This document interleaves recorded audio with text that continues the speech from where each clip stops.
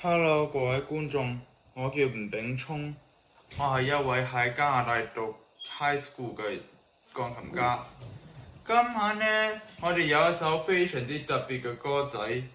因為聽日係 Writing 嘅17歲生日，而佢最中意嘅歌仔就係呢首譚詠麟嘅《一生中最愛》，所以我彈嘅時候呢，我會唱俾你哋聽，係幫助自己專心，而且讓你哋欣賞我嘅表演。如果天使的等某樣終於可得到一生中最愛，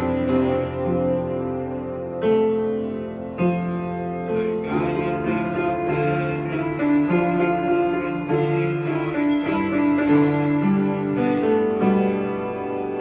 我曾願意我心中所